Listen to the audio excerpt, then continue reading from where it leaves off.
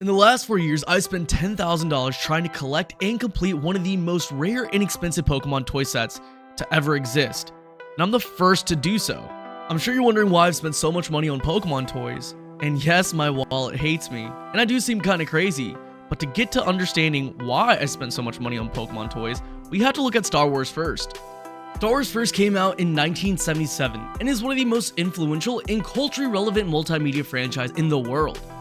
And in the late 70s, a toy company by the name of Kenner had received the license to solely produce Star Wars action figures. And one of those toys that Kenner produced was never released was the 1979 Boba Fett rocket-firing prototype. The reason why it was never released was because the rocket presented a choking hazard. That same toy is now one of the most rare and expensive toys in the world. Well, just how expensive is it?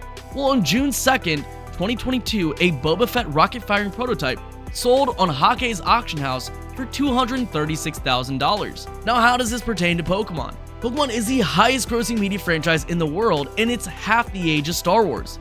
With that in mind, I saw an opportunity in 2019 to find, buy, and collect one of the most rare vintage Pokemon toy sets, the Shiny Pokemon Combat Figure Set by Hasbro. The Shiny Pokemon Combat Figure Set consists of 10 Pokemon, which were released in two waves from 2002 and 2003, which consist of Charizard, Blastoise, Cyndaquil, Chikorita, Scyther, and Pikachu from the first wave, and Tyrogue, Heracross, Spinarak, and Zapdos in the second wave. Now, what are shiny Pokemon and why does this matter?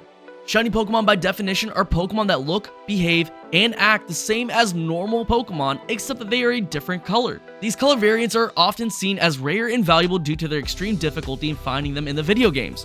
Over the years, the popularity for finding shiny Pokemon or watching people hunt for shiny Pokemon in video games has tremendously increased. And in the Pokemon TCG, cards featuring shiny Pokemon has only gone up in value.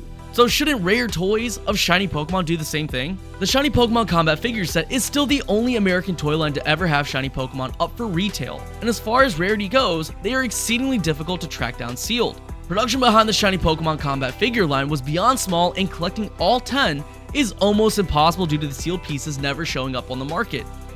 But just last year, I was able to complete the first ever Pokemon Shiny Combat Figure line. In terms of distribution, these toys still remain somewhat of a mystery. Through individual statements from a few people, we now know that these were sold in select Toys R Us stores, and were to be distributed to countries such as UK, New Zealand, and Australia. However, the highest distribution of sealed Shiny Pokemon Combat Figure lines are here in the United States. So Hasbro may have fumbled the distribution. You could say that the set itself is like the fourth print of base set, where the release was super small. All in all, I hope that this video has shed some light on some of the most rare toys in Pokemon, and why I spent so much. It took me 4 years to track down all of these toys, and it's been an absolute joy.